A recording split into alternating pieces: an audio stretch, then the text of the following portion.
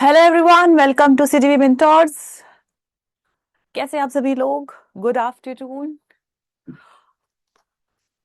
ठीक है, मुझे बता दो सब कुछ अच्छे से दिखाई दे रहा है और सुनाई दे रहा है? Everything is visible clearly and audible. ठीक है, a very very good afternoon. Where is the styler? ठीक है, good noon, good noon, good all good afternoon to all of you. ठीक है, सो पहले आंसर रिव्यू करना है या पहले आपको बताए? So there is a student Arya, है ना? आर्या है यहाँ पे अभी। तो उन्होंने मुझे 2 क्वेश्चंस भेजे थे and she asked me, yes Arya, she asked me to review it and I have taken a permission to show her answers, है ना Arya? I have taken a permission to show her answers. We will try to evaluate it कि एक उसको अब कैसे और improve कर सकते हैं। ठीक है, so do not think that answer is written by Arya. ठीक है, थिंक दैट कि आपने आप सब में नहीं मिलकर या कैसे भी अपने आप में वो लिखा है, तो आर्या का नाम बारी बारी बीच में नहीं आएगा। ठीक है, ये सबके लिए है। और जस्ट इमेजिन मैंने ये आंसर लिखा है and then will try to review it out. Voice बता दीजिए, वॉल्यूम वगैरह में कोई दिक्कत नहीं है ना? कहाँ से भेज सकते हैं आपको? Rohan, today I will tell you the self evaluation technique, कि अपने आप को सेल्फ इवैल्यूएशन कैसे करना है। ठीक है, ये एक एक्सेप्शन था स्टार्टिंग में, so that I can tell you to evaluate कि आंसर कैसे लिखना है। ठीक है, तो चलिए पहले हम अपनी क्लास स्टार्ट करते हैं, उसके बाद हम एक आंसर को इवैल्यूएट करेंगे। फर्स्ट विल स्टार्ट, जो भी आप सबके क्वेश्चंस थे, किसी को कुछ पूछना है अभी पूछ लीजिए। Everything is okay? अच्छा, ओके है, फाइन है, ब्यूटीफुल, गुड नहीं है महेश? एक तो यहाँ पे लाइट इतनी कम है, I am not able to see the comments properly. I think I need to increase the brightness. Wait, आज दूसरे स्टूडियो में है क्लास, ये ब्राइटनेस कैसे होगा? वही कर रहे हैं रोहन, यही क्लास है, इसके अलावा कुछ क्वेश्चन पूछना है तो पूछिए। या डिस्क्रिप्टिव में आपको स्पेसिफिकली क्या पूछना है, आस्क दैट।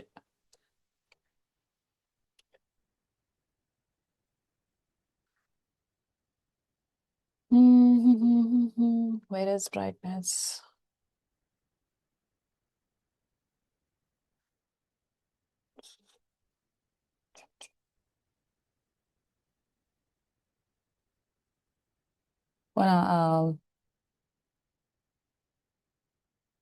नहीं अमन, उसने फॉर्मल वेबसाइट, सीजीबी की वेबसाइट पे भेजा है।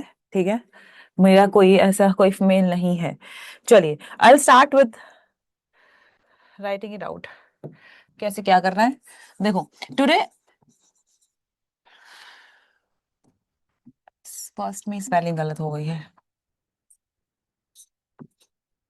ठीक है, our class is basically dealing with descriptive writing. ठीक है, ऑब्वियसली मैं बहुत सारी चीजें आपको ऑलरेडी बता चुकी हूँ, बट ठीक है, आप लोगों की बहुत ज्यादा दरख्वास्त थी, रिक्वेस्ट थी। ठीक है, जो भी लगा लो कि इसको दोबारा बताना है। ठीक है, अच्छे से दोबारा करेंगे। ठीक है, our second step will deal with the evaluation. ठीक है, एक आंसर इवेल्युएट किया हुआ है मैंने, हम उसको इवेल्युएट करेंगे। Pause that, I will tell you उसको, उसका बेस रख के आप अपने आप को सेल्फ इवेल्युएट कैसे करेंगे, और बहुत सारी चीजें आपको सीखने को मिलेगी। पेन पेपर ले लीजिए। ठीक है, सो दैट आपको ये वीडियो दोबारा देखने की जरूरत ना पड़े। ठीक है, चलिए। How to prioritize schemes which when exam is near? Prashant, schemes का पीडीएफ दिया तो हुआ है आपको? इंपॉर्टेंट स्कीम्स का पीडीएफ आपको प्रोवाइड किया गया है, और जब भी हम क्लास करते हैं हम उसमें और डील कर लेते हैं। और प्रायोरिटाइज ही करना है तो वो स्कीम्स को प्रायोरिटाइज करिए, that is repeatedly asked in the PIB, that has mention in the PIB, right? चलिए, लेट्स स्टार्ट आवर क्लास। देखो, कॉमन क्वेश्चन जो सबका ये रहता है कि कंटेंट कहाँ से लाए, है ना? Common question is how to start your descriptive writing. सबसे पहले क्या कीजिए आप, राइट?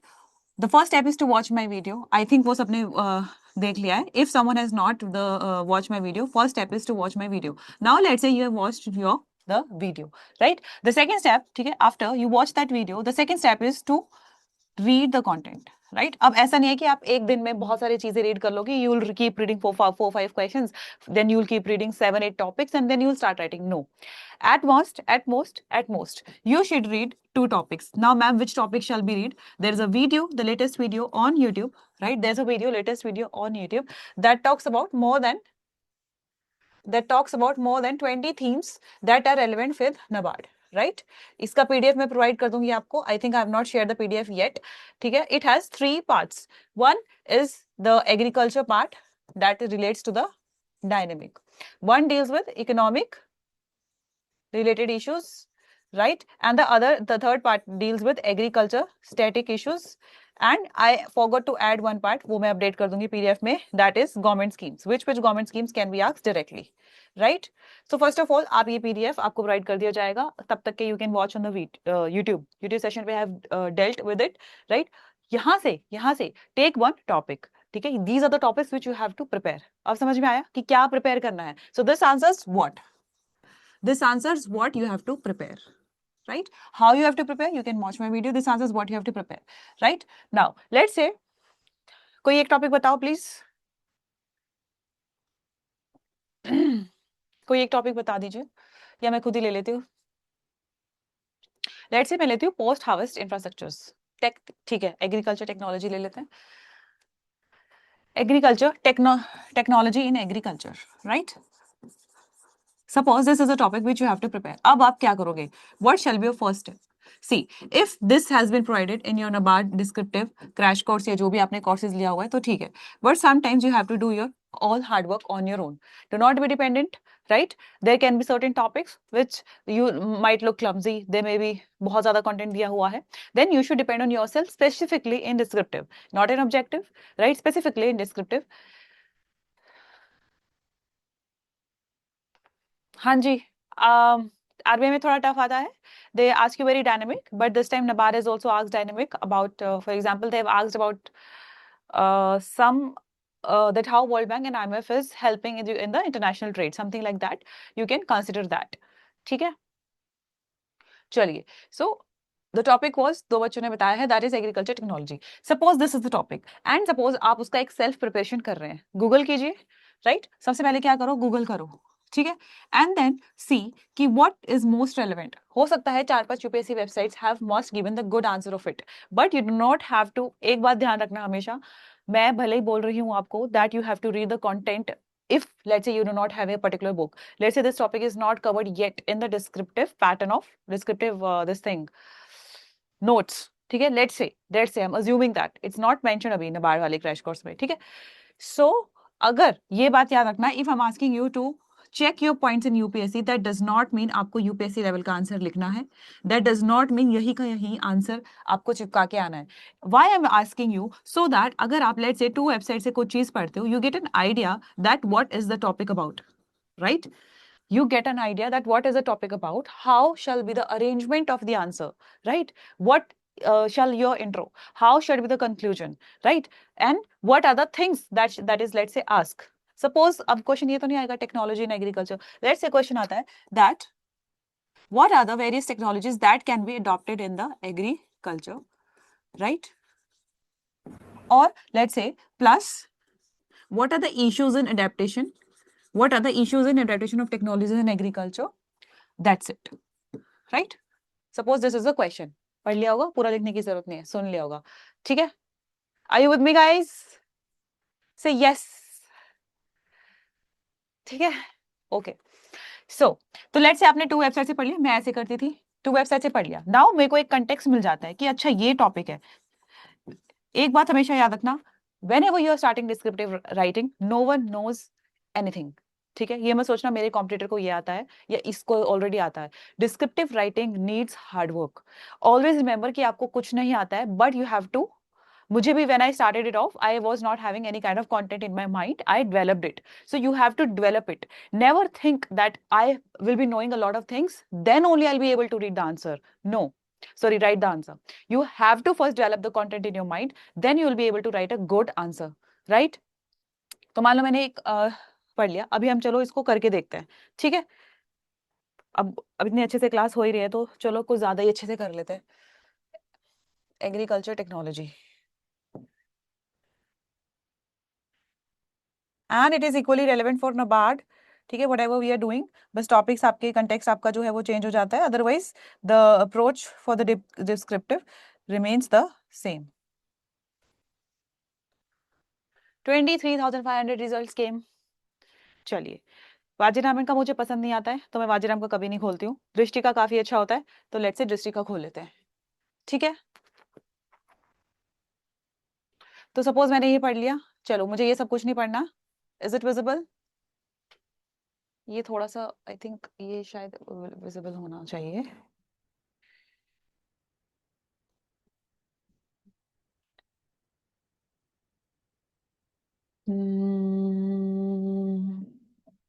थोड़ा लीनियंट होता है रोहन नाबार्ड में, थोड़ा लीनियंट होता है, 35 is a really good score. ठीक है, चलिए।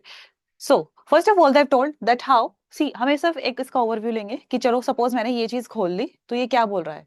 ठीक है, सो ये बोल रहा है कि ठीक है, there are agriculture and light sectors that is central to the Indian economy. ठीक है जी। फिर उन्हें बोला, ये बहुत ज्यादा बड़ा इंट्रो दिया हुआ है। They have told about specifically about seed technology, कि why you should adopt seed technology. However ये मेरा काम का नहीं है।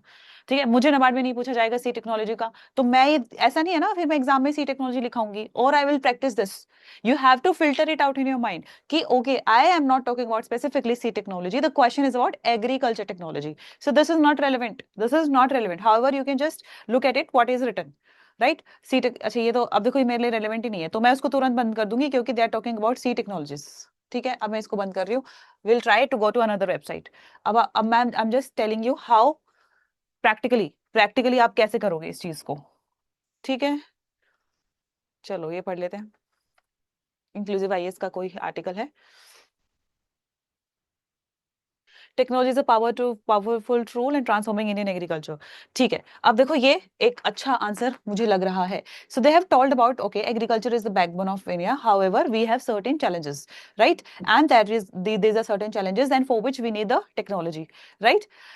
मैं क्वेश्चंस बाद में लेती हूँ because it distracts me. ठीक है, now so they have told about what technology is role of AI and IoT. Now they have explained. अब देखो इन्होंने बहुत एक्सप्लेन किया है, क्या हम इतना एक्सप्लेन करना है? No, we have to explain it 2-3 lines, that how would the role of artificial intelligence and internet of things would help in what? Better agriculture productivity. ठीक है, then leveraging space technology.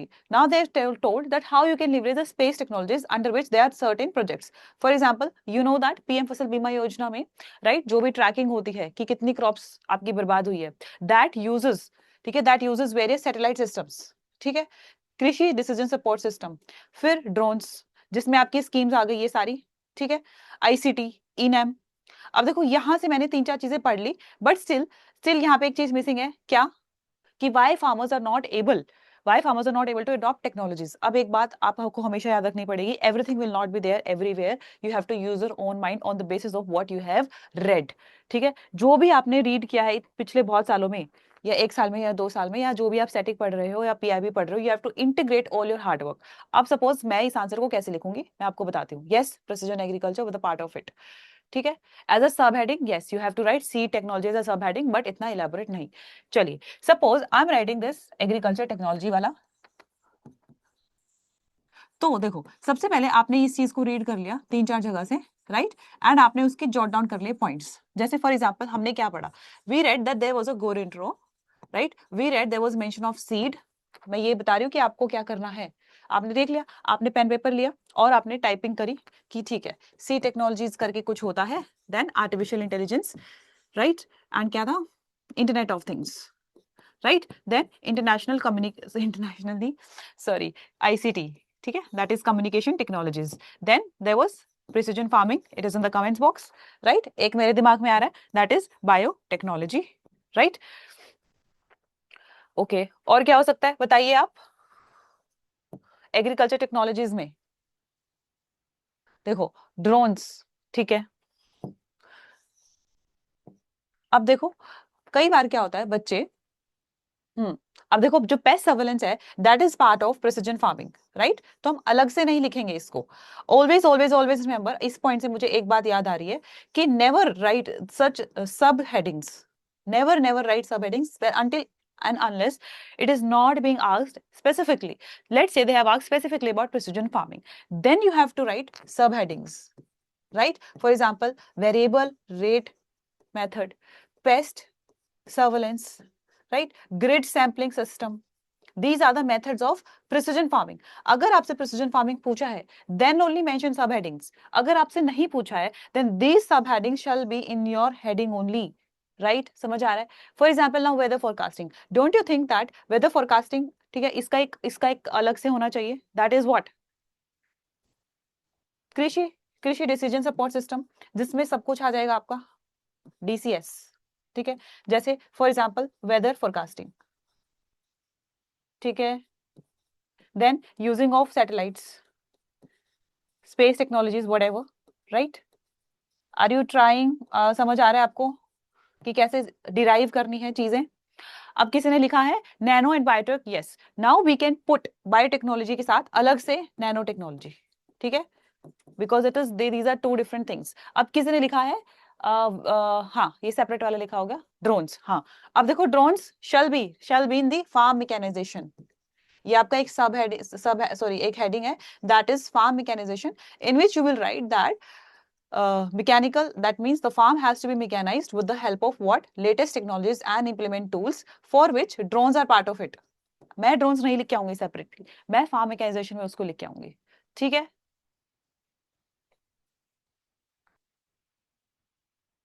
हाँ, agriculture marketing में आप इनएम लिख सकते हो, ठीक है। हाँ, बोल सकते हो आप, प्रिसीजन फार्मिंग में भी ड्रोन्स आ सकता है, फार्म मैकेनाइजेशन में आपका ट्रैक्टर्स वगैरह आ सकता है, ठीक है, ट्रैक्टर्स, देन माइक्रो इरिगेशन। चलो, अब मैंने ये सब लिख लिया, देखो ये सारी चीजें होती है स्टैटिक, ये सारी चीजें होती है स्टैटिक, बट उसके आगे पीछे क्या है, आगे पीछे मेरे कहने का मतलब है कि ये आपको कोई नहीं बताएगा, ये आपको खुद समझना पड़ेगा, that what are the issues plus what are the issues, what is the way forward, right, and government schemes, that is also part of static.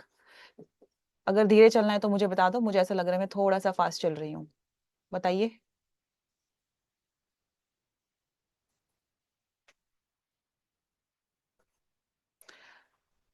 For example, मैं लिख रही हूँ agriculture marketing. What are the various methods of agriculture marketing? That is a static part. That, for example, I have ENAM, right? For example, I have Upaj portal, right? For example, I have APMC Acts. These are the static portions. But what are the issues? जो farmers क्या कर रहे हैं, face कर रहे हैं, that is something where you have to think also and you have to read also, right? Read करने के बाद देखो, जब आप approximately 10 topics of agriculture cover कर लेंगे ना, आपका दिमाग ऑटोमेटिकली काम करने लग जाएगा, क्योंकि इश्यूज जो है ना, they one of the 70 to 80% of the issues of such topics are one of the same only, issues are same, ठीक है। फॉर एग्जाम्पल, अब ये समझ में आया कि this is the agriculture technology. अब एक बात और, सपोज क्वेश्चन में ये लिखा है कि what are the issues that are being faced by the farmers in adopting agriculture technologies. Now the question is about issues. The question is not about agriculture technology. तो आपको भर भर के नहीं लिख के आना, ये मैक्स टू मैक्स 4 पॉइंट्स, भर भर के क्या लिखना है, issues and way forward. You should also able to understand, right. अब देखो मेरे रैंडमली ना बहुत सारे थॉट्स चल रहे हैं माइंड में whenever I am talking to you. मैंने अपना माइंड कंसाइज नहीं करके आया है कि पहले ये बताना है, फिर ये बताना है, फिर ये। तो जो भी मैं बोल रही हूँ ना, प्लीज राइट इट डाउन, क्योंकि इसका कोई पीडीएफ या नोट्स नहीं बनेगा। Are you getting my point? So whatever anything is coming in my mind, please jot it down for your further preparation. So whatever is being asked in the question in the examination, you have to focus your answer writing on that. But that does not mean कि उसके आगे पीछे की चीजें नहीं लिखनी है, right? Let's say मैं एग्जाम में सिर्फ 3 points of agriculture technologies बताती हूँ, but then they've asked about the issues, so I have to write more issues and I have to write way forward वाले points ज्यादा, right? That also include government schemes. अब बच्चों ने यहाँ पे लिखा है बहुत सारी चीजें, will I take all of that, ठीक है। Coming to the next slide, तो सबसे पहले I start with my answer with agriculture technologies की एग्रीकल्चर टेक्नोलॉजी। अब देखो कई बच्चे क्या होते हैं, एग्रीकल्चर टेक्नोलॉजी को समझाने लग जाएंगे, उसको वो नहीं चाहिए।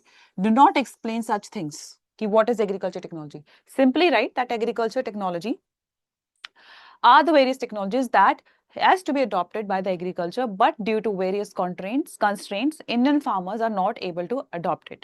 Then you have to write various technologies जो अभी हमने आपको डिस्कस करे हैं. You can write top 4, right? मेरे लिए top 4 कौन से होंगे? Artificial intelligence, IoT, precision farming, ठीक है, और biotechnology, nano technology and normal, जो भी हमने आपने डिस्कस किए हैं, राइट।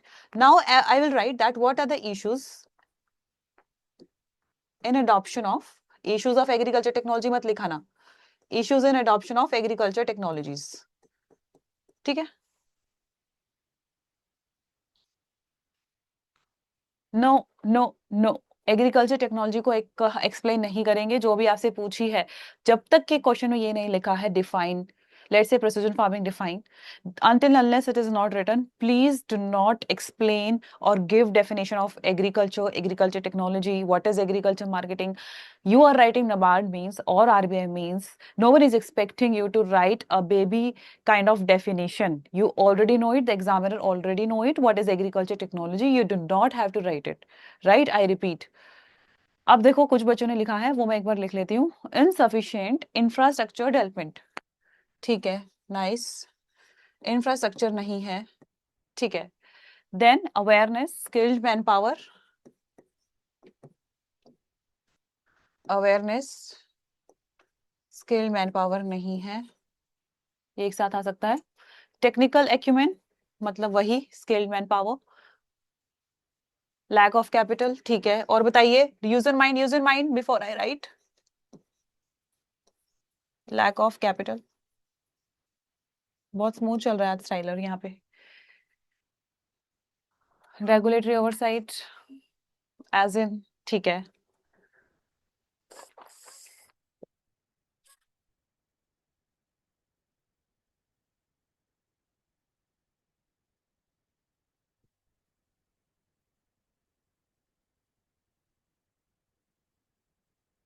देखो अब मैं आपको एक एक्टिविटी देती हूँ, ठीक है.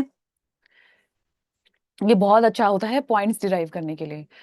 और ये हर किसी में अडॉप्ट होगा, ठीक है. जैसे उस स्लाइड पे हम फिर से आएंगे. देखो ये एक्टिविटी ये है, जब भी आप कोई भी इश्यूज डिसाइड करते हो ना, कोई भी इश्यूज या whatever, try to divide your this trying to map your mind in such a way that you write headings. Let's say I'm thinking from the perspective of farmer. Then you will find 2-3 points. ठीक है, 2-3 points from the farmer perspective, right? Then let's say there are 2-3 points regarding to implementation or government will, right? Implementation perspective से क्या points बनेंगे? Implementation perspective, right? और let's से economy related issues. वैसे इसमें ये सारे सब हेडिंग्स बन नहीं रहे हैं, बट एक नॉर्मल आंसर में ये सब हेडिंग्स बहुत अच्छे से बनते हैं. For example if I take agriculture marketing, right, कि what are the issues which is faced in proper agriculture marketing, right. तो मैं लिखूंगी that there are farmer related issues, ठीक है. Then there are implementation issues that is related to the government. Then there are infrastructural issues. Agriculture marketing इसलिए नहीं हो रही है because there are infrastructure related issues also.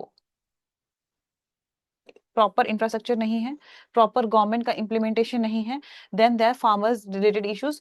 तो whenever you try to make such sub headings, तो उसमें आपको easily answers मिल जाते हैं, ठीक है. ठीक है, पढ़ लिया मैंने आपके कमेंट्स. देखो अब देखो what are the farmers related issues, ठीक है. इसको मैं इरेज कर देती हूँ एक बार. मैं आपको अपना पीडीएफ दिखाऊंगी, then you will able to understand what I am trying to say. देखो what are the farmer related issues. First of all the farmer related issue is lack of capital, right. Why you are not able to adopt? Lack of capital. किसी ने इतना important point NABARD का student होते हुए नहीं बोला है, and that is the biggest hurdle in adopting the agriculture technology. You know what is that? Try, एक बार ट्राई करो, ठीक है. Lack of capital. आप यहाँ पे लैक ऑफ कैपिटल की जगह एक और लिख सकते हो, that is lack of collateral. That means because of lack of collateral, they are unable to invest much in the technologies. Then lack of skills. ठीक है. Because of, हम इसमें फिर points लिखेंगे कि because of lack of skills and awareness, farmers are unable to adopt the latest technologies. Yes, Prashant, directly hitting the mind what I was thinking presently. ठीक है. That is fragmentation of lands, जो आपका सबसे पहला point होना चाहिए. Because India में सबसे ज्यादा बड़ा हर्डल इसलिए हो रहा है because the lands are fragmented. और यहीं पे आपको फिर लिखना है कि ओके कितने परसेंट लैंड्स फ्रेगमेंटेड है? 85%. Lands are small, and marginal lands, small and marginal farmers. That is why you are not able to adopt the technologies. अब 3 तो farmer related ही हो गए, इससे ज्यादा आपको लिखने की जरूरत नहीं है, because you have to write other points also. ठीक है? Major is yes, Aman. India already has 90% small and marginal farmers, and that is why it is also known as family due to family nuclearization. ठीक है? आपने बोल दिया, मैंने प्रशांत का देख के बोला, and you went to the comment same time पे. ठीक है? चलिए, अब व्हाट आर द इम्प्लीमेंटेशन. कोई बताएगा कि इम्प्लीमेंटेशन स्ट्रक्चर में क्या डिफरेंस है, या गवर्नमेंट का क्या यहाँ पे चीजें हो रही है कि जिसकी वजह से ये इश्यूज आ रहे हैं कि नहीं हो पा रहा इम्प्लीमेंट. थोड़ा सा सोचो. हाँ, ये बोल सकते हैं. There is lack of digital skills. चलो, ये तो हमने बता भी दिया. आप यहाँ पे लिख सकते हो लैक ऑफ इंफ्रास्ट्रक्चर. राइट? आप क्या लिखोगे इसमें? Although there are a lot of technologies that are being there, right, but because of lack of adequate infrastructure, farmers are unable to adopt it. You remember the startup mein wo ek that guy came from Kolhapur, Maharashtra, and he was being supported only by that Lenskart wala person. Uska naam bhi yaad nahi aa raha mujhe. What was the reason?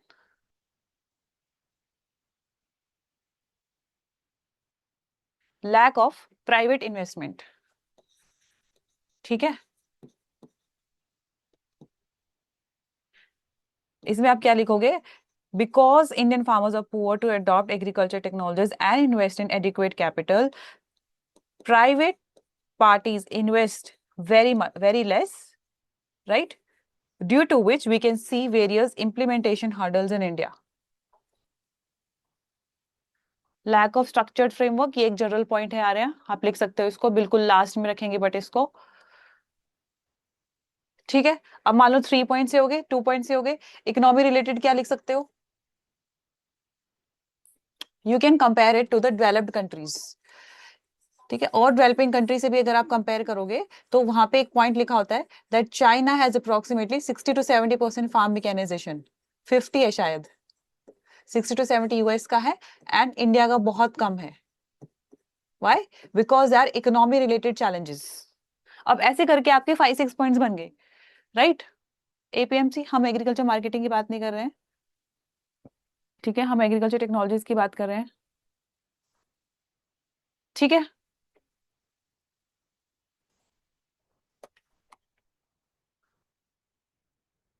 हाँ, ये एक reason हो सकता है कि we have very less support, capital support, due to which this. So ऐसे करके so many points बन जाते हैं. बट माई पॉइंट इज कि whenever your mind is scattered, what I am trying to explain by this, whenever your mind is scattered, try to organise your mind. See, बहुत सारे points आएंगे, but try to organise your points in such manner कि आप एक farmer की perspective से सोचिए, government के पर्सपेक्टिव से सोचिए, और एक in general perspective. That is why you will be able to find issues. अब मुझे याद नहीं मैंने कैसा आंसर लिखा था. हम will try to find that answer in PDF. ठीक है? Will try to find this answer in the PDF कि मैंने कैसा लिखा था इसके बाद. ठीक है? अब मान लो आपको वे फॉरवर्ड लिखना है, तो again you have to think from the farmers perspective कि फॉर एग्जाम्पल उनके पास कैपिटल नहीं है, तो आप क्या दोगे उसको? टेक्नोलॉजी लोन्स और long term loans. Because whatever the loans are being provided to the farmers now, right, you are providing the short term loans that is only for the consumption expenditure or for the seeds and fertilizers. So they are unable to invest in what? This.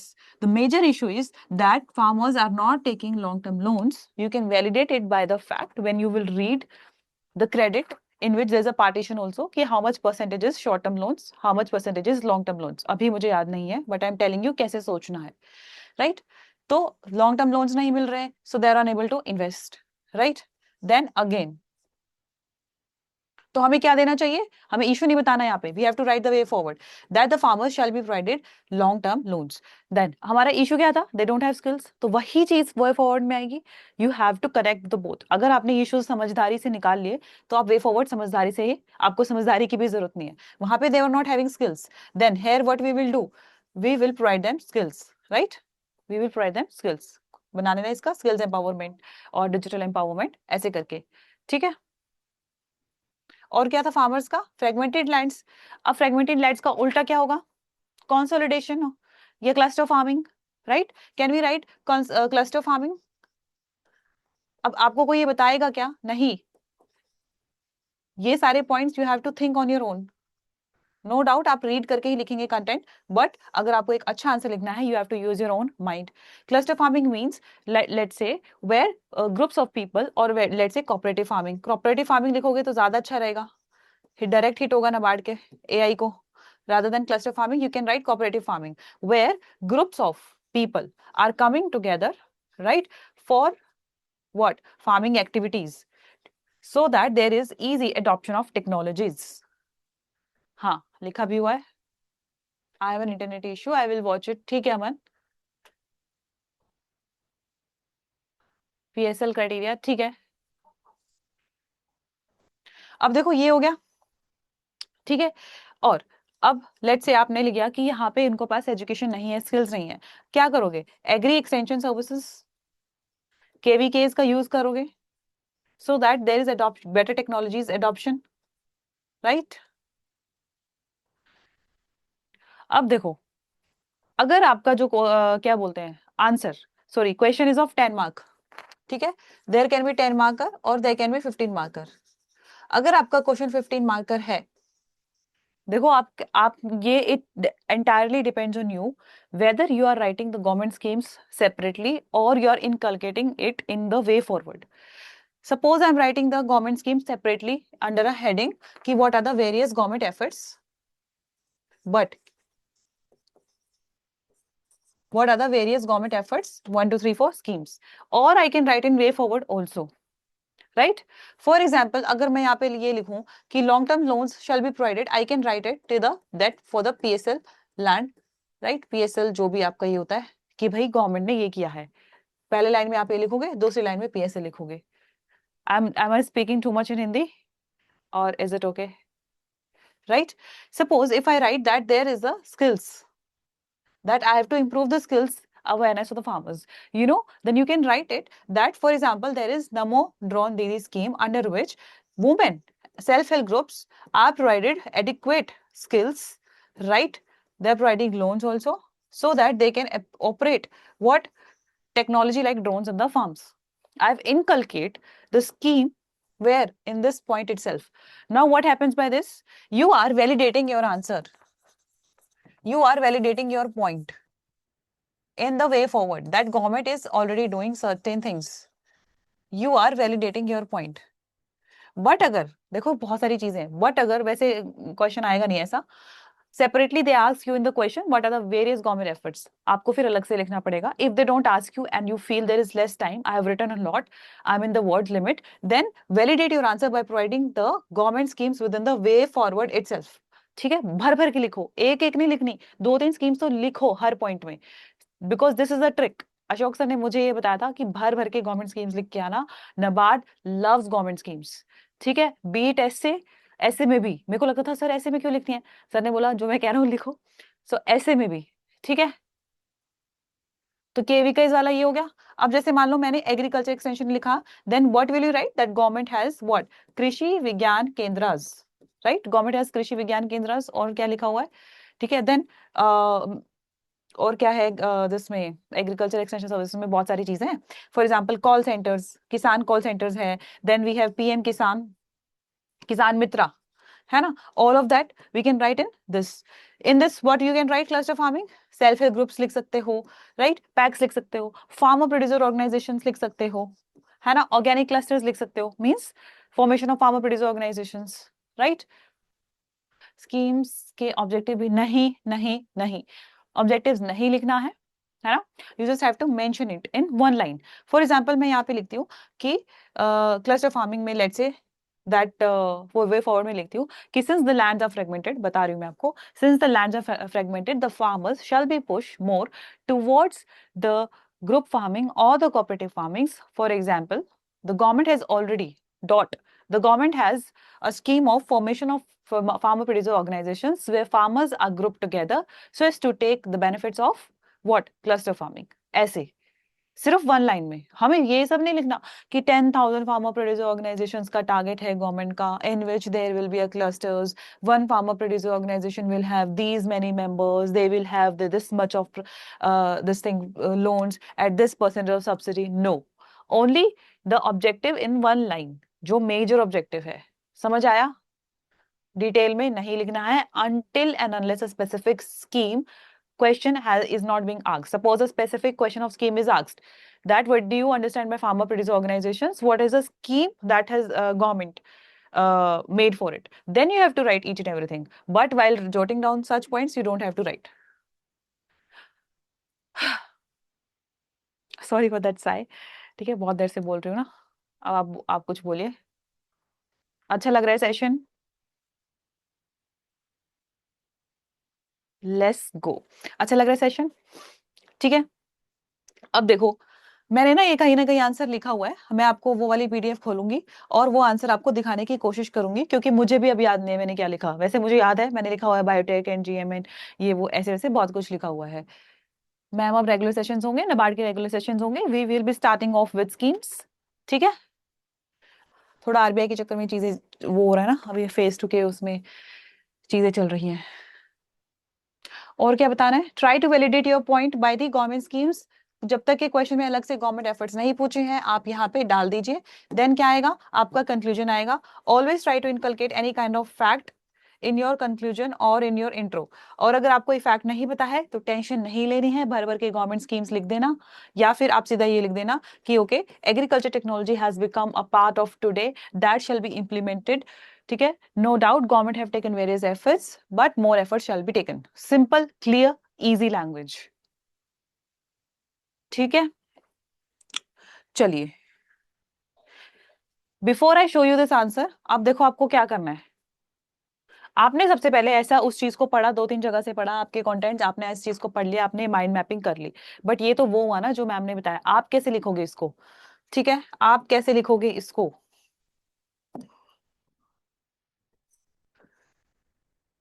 Suppose ये सारे answers आपने type कर लिए, right?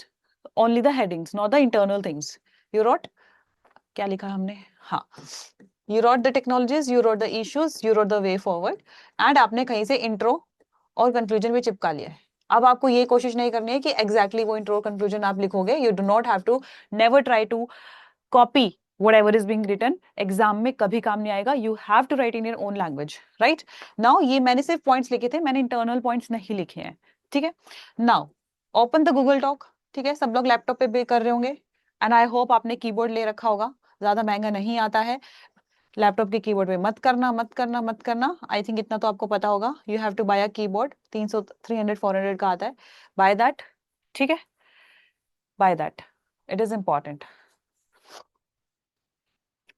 और smooth वाला मत लेना, टक टक वाला ले लेना, क्योंकि आपका वहां पे जो सेंटर होता है उसमें 60 to 70% of the keyboards are not smooth, that टक टक टक टक। मतलब I hope you understand. Shall I show you this? एक सेकेंड, इसका वायर अटैच है, otherwise I would have shown this. मेरा बंद ना हो जाए system.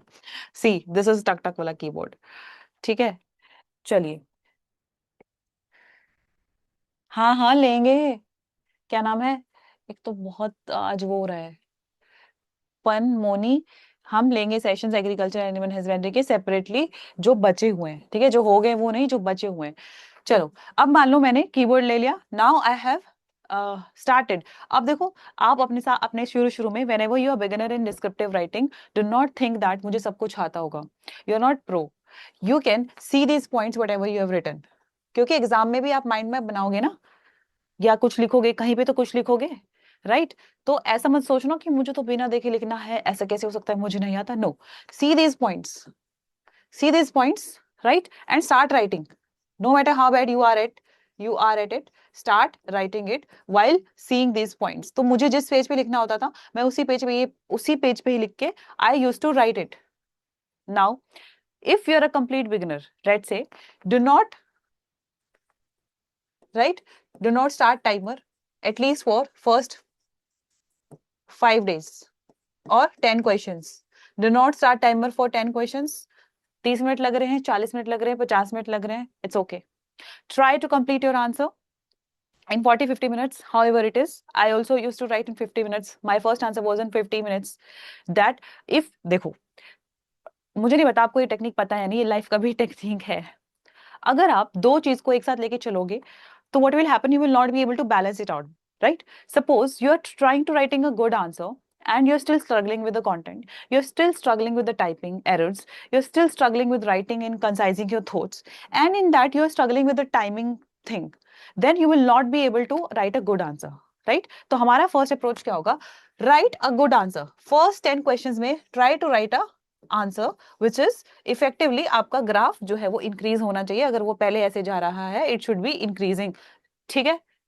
Then after those 10 questions, now you are confident कि I have read the content. Now मेरा जो दिमाग है वो दौड़ता है, राइट, हॉर्लिक्स की तरह. अब मेरा दिमाग जो है बॉर्नविटा हॉर्लिक्स की तरह दौड़ता है. Now I know how to write the points. Now my formation is good, my structure is good, I know what is to be written. Then start timer. समझ आ रहा है कि नहीं? Then start timer. और टाइमर भी अभी ऐसा नहीं करना कि एग्जाम में let's say you are having 25 minutes, it's okay, you put a timer of 30 minutes for a 15 marker. ठीक है. For the 10 marker you have 20 minutes, कोई बात नहीं, you put 5 minutes extra, it's okay, but try to complete that, right? धीरे धीरे as you will approach it, right, this and this, the structure of the answer plus the timing will be balanced, right? It will be balanced. This will be balanced automatically. And as you will approach, ठीक है, आपके जब आप mocks लिखोगे for the mains, you will automatically able to write a good answer in 25 minutes.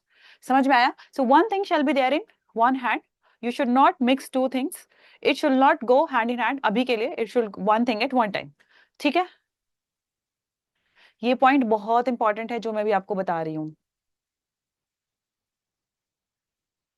मैंने अनुराग Google dock पे किया है. इफ यू आर अवेयर, अपना जीमेल खोलो.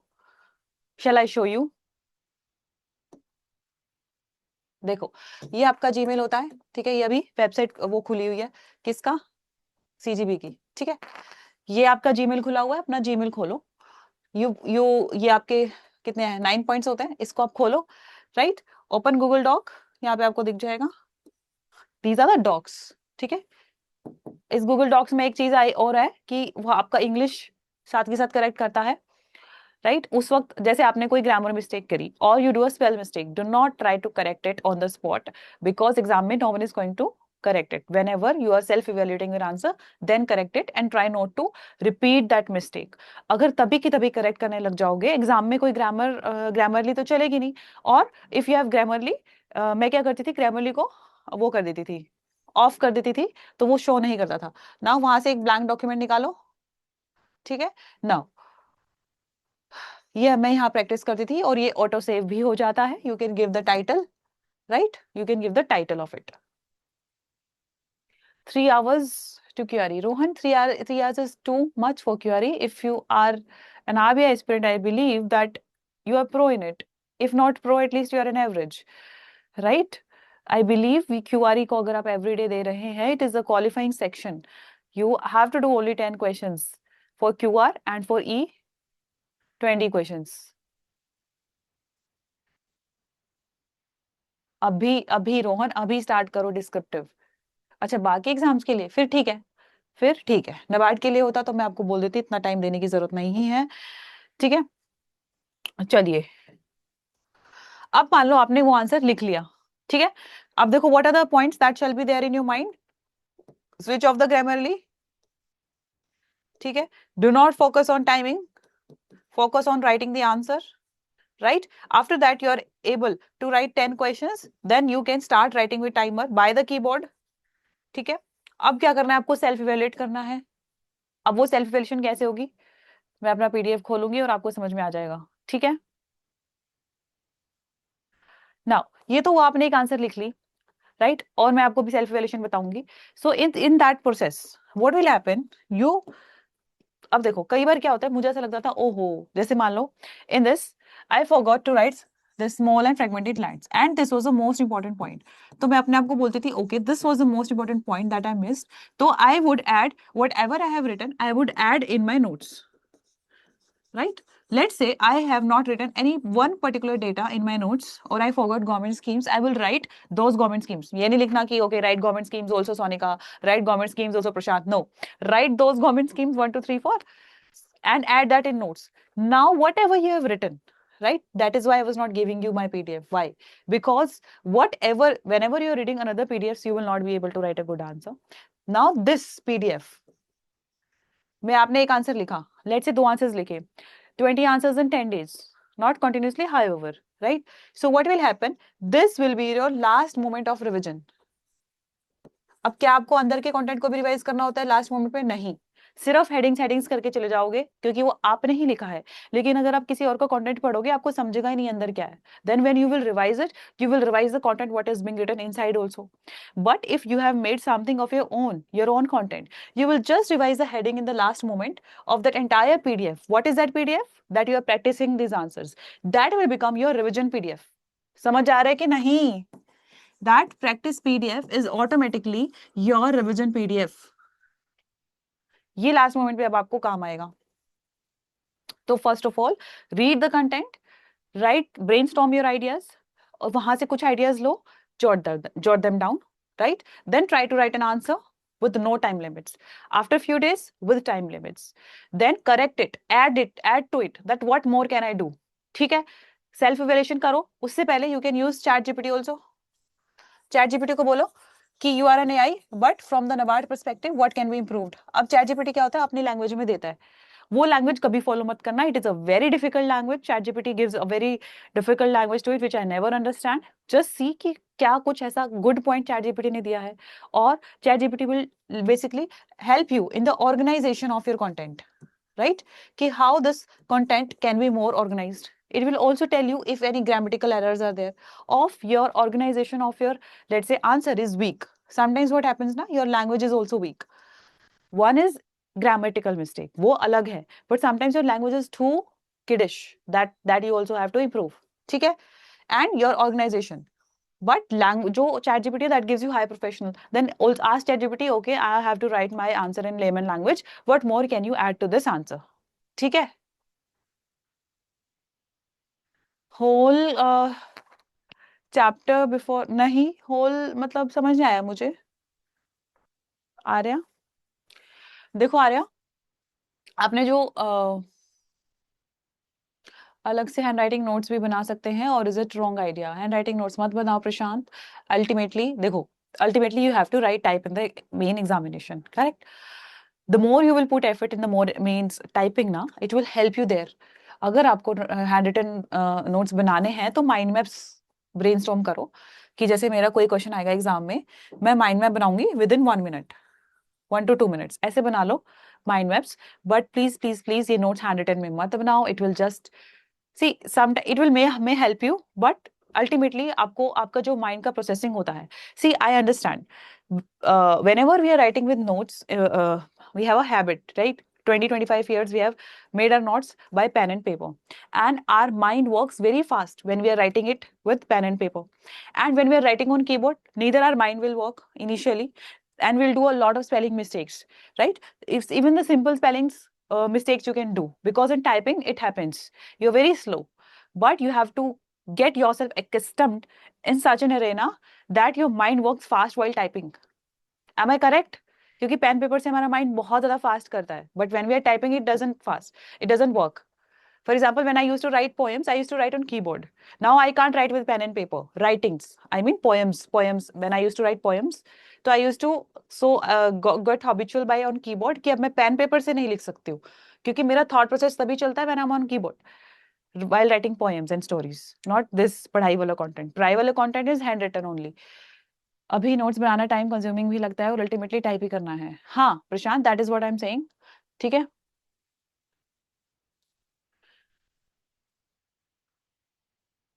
पढ़ के ही लिखना है आर्या, जो भी आप कंटेंट लिख रहे हो पढ़ के ही लिखना है। आप समझो मैं बच्चा हूँ, बच्ची हूँ, मुझे कुछ नहीं आता है, मुझे सब पढ़ के लिखना है। Every content shall be written पढ़ के, and you add your own mind to it. Without पढ़े क्या लिखोगे आप? ठीक है, चलिए, सेल्फ इवेल्यूशन ये हो गया, चैट जीपीटी वाला हो गया, और अभी मैं अपना पीडीएफ दिखाऊंगी फॉर द टेक्नोलॉजी। फिर हम आर्या का पढ़ेंगे एक पेपर, ठीक है? बहुत टाइम लग गया ना, 3 बजे कोई क्लास ना हो। मैंने 5 days बोला अनुराग, ठीक है। On an average in a week you should be able to write 10 answers. अभी के लिए जब तक कि नोटिफिकेशन नहीं आता, इस अपॉर्चुनिटी को मिस मत करो, स्टार्ट राइटिंग डिस्क्रिप्टिव, ठीक है। Whenever the notification is out, your main focus will be phase 1 and you will not practice descriptive writing no matter what how much prepared you are. No matter how much prepared you are, you will not write descriptive answer because आपको एक FOMO insecurity हो जाएगी। You will be just focus on phase 1 कि भाई phase 1 ही निकला तो मैं phase 2 पे पहुंचूंगा नहीं या पहुंचूंगी नहीं, why would I write descriptive? तो जब तक कि नोटिफिकेशन नहीं आता, try to write 7 to 8 answers और 8 to 10 answers within a week, ठीक है। एक प्रैक्टिस पीडीएफ को रिवीजन पीडीएफ कैसे बनाना है दोबारा बता दो Prashant. I come back to this. चलिए चलिए, बहुत लेट हो गया है, मुझे लग रहा है कहीं 3 बजे क्लास हो गया है, तो डिफिकल्ट हो जाएगा मेरे लिए। चलो, अभी आई show you my own PDF so that you give an idea. चलो आपका प्रशांत ये अभी वो हो ये क्या बोलते हैं, अरे क्या ही बोलते हैं, इतनी देर कॉन्टिन्यूसली बोला ना, माइंड से वर्ड्स चले जाते हैं। आपका क्वेश्चन एड्रेस हो जाएगा। खुल गया ये, ठीक है। Let me just zoom it out, ठीक है, विजिबल है।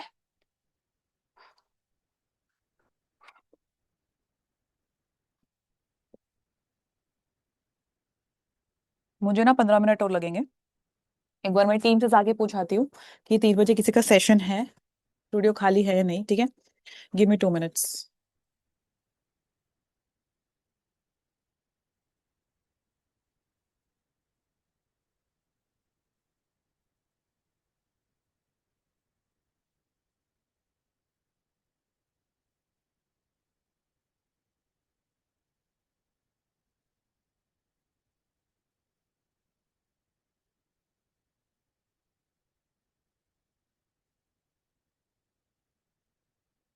Lucky people you are, studio खाली है। देखो लक तो तुम हो, लकी तो तुम हो। चलिए, देखो ये मेरा पीडीएफ है, that is a hard work for 4 years, ठीक है। ओवर द नाइट नहीं बनाई है। अगर आपको लग रहा है हम ऐसा पीडीएफ बना लेंगे 2 महीने में, कर भी सकते हो, ठीक है, इट्स अप टू यू। चलिए, देखो ये तो चलो छोड़ दो। ये मेरी खुद से बात है कि जब मेरे को अपने आप पे गुस्सा आता था, तो I am sharing my personal things. Mail में मत लिख देना कि मैम तो ऐसी बातें करती है। Simple, you have to focus on your typing because descriptive is your saviour. See my descriptive was good, तो मैं अपने आपको यही बोलती थी, focus on typing, don't think too much in GS answer, you have less time to think, just write however you wanted. 600 words can be written as 550 words, right. So क्या लिखा है मैंने कि don't go towards perfection, right, don't write several things in one question, you are getting extra 1 2 mark, but you are vulnerable to lose 6 to 7 marks. What does it mean? It just means that if you write an average answer for all the 4 questions, that is far better than writing one perfect answer. One perfect answer will give you extra 1 2 mark, but 2 3 imperfect answers, right, just an average can मतलब अगर आपने एक perfect लिख दिया, बाकी 3 below average लिखे, तो you will lose 6 7 marks. So try to write all the questions average so that you are average score, ठीक है। तो चलिए, सो मैं लिखती थी आपको 28 आंसर्स लिखने हैं 1 महीने में, है ना। तो ये देखो, अच्छा, जो भी करंट अफेयर्स में आता था I use to write on the top कि ये सारी चीजें करंट अफेयर्स पे, और कहीं ना कहीं मुझे आई हैव टू राइट और something these are the themes. तो मैंने क्या किया था, जो भी आपको थीम्स, ये तो चलो मैंने ओवर द पीरियड ऑफ खुद सोचा है, यहीं से आपको बना के दिया है वो।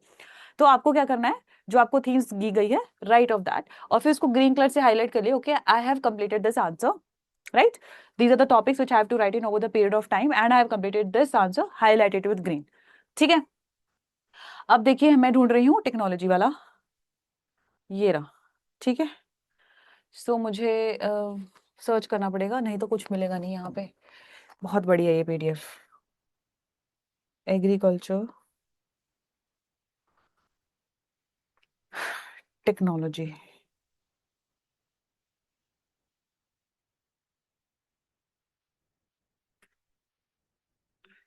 इससे एक सीरीज ही बनी रहती है। सपोज मुझे यहाँ जाना है तो मैंने सीरीज वाइज लिखा होता है ये, so that I am able to find कि अच्छा इसके नीचे ये है।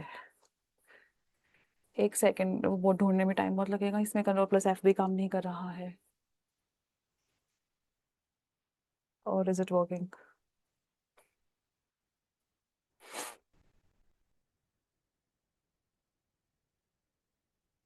नहीं आ रहा है। कंट्रोल प्लस एफ इसमें, ये सुमत्रा में खुला हुआ है ना, एक्चुअली एडोबी में खोलूंगी तो शायद खुल जाएगा। ठीक है, एडोबी में खोल के देखते हैं। सुमत्रा इज एप्लीकेशन राइट, इसको डायरेक्ट खोल लेते हैं तो कंट्रोल प्लस एफ हो जाएगा।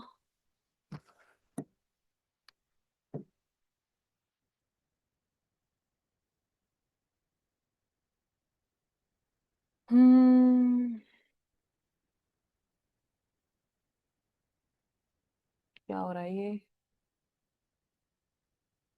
इसलिए खोला हुआ था उसमें। चलो कोई बात नहीं, वही खोल लेते हैं। और the screen doesn't work in this. अरे ढूंढ लेंगे, ढूंढने से तो भगवान भी मिल जाते हैं। या कोई भी रैंडम कराऊँ या एग्रीकल्चर टेक्नोलॉजी ही कराना है?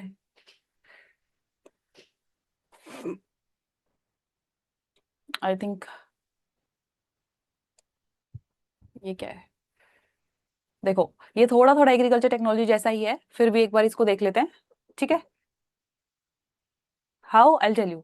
उस वक्त रैंडम ही, हाँ देखो उस वक्त क्या हुआ था, there was a scheme known as digitalisation of agriculture scheme, right. उस वक्त आई थी ये स्कीम, 1-2 साल पहले आई होगी, तो देखो, तो ये मैंने लिखा लिखा है answer, right, that India is known for its agriculture economy, right, where, तो आपने यहाँ पे इंट्रो दे दिया, where half of its population is dependent on agriculture for its livelihood, hence the government from time to time launches various government schemes so as to keep the pace with the international markets. The recently launched scheme is digital agriculture scheme. अच्छा लिखा intro, है ना। You're telling the background that we are known for the agriculture economy but we are lacking somewhere, so government schemes time to time and this is the scheme. What does it include, ये नहीं लिखना आपको, ठीक है, उस वक्त मैंने लिख दिया होगा। What does it include, कहाँ गया, पता नहीं कहाँ गया।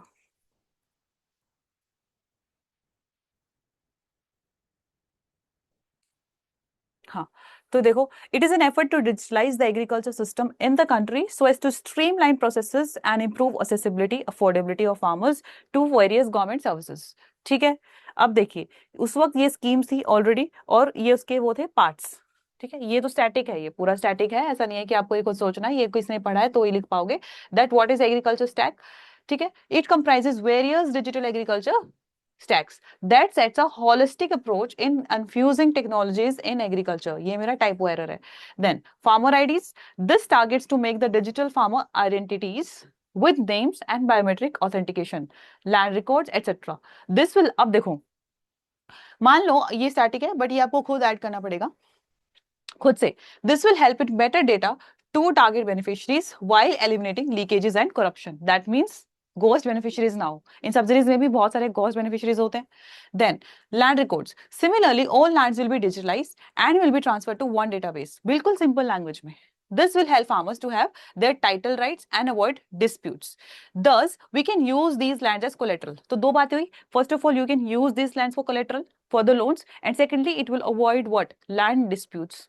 Then crop mapping. It will map all the minute details of the crop related service, like what is grown, when, on what lands, so that government can have the price, help the government to avoid price fluctuations on the market, make export related policies. ठीक है, ये actually scheme ही है। Then कृषि decision support system and soil mapping, these are the three components to it, right?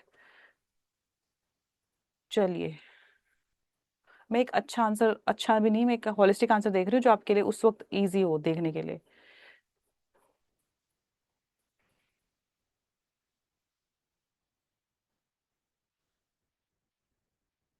Holistic जिसमें आपको पता चल जाए कि अच्छा ऐसे लिखना है। नेशनल एजुकेशन पॉलिसी पे लिखा हुआ है, क्लाइमेट स्मार्ट एग्रीकल्चर।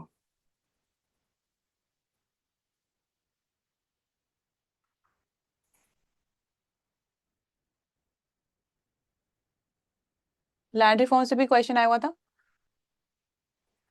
कुछ भी देख के नहीं, इस कुछ भी डायरेक्ट मत लिखो, देख के ही लिखो सब कुछ। आप ये समझिए कि मुझे कुछ नहीं आता है और मुझे उस हिसाब से चीजें लिखनी है।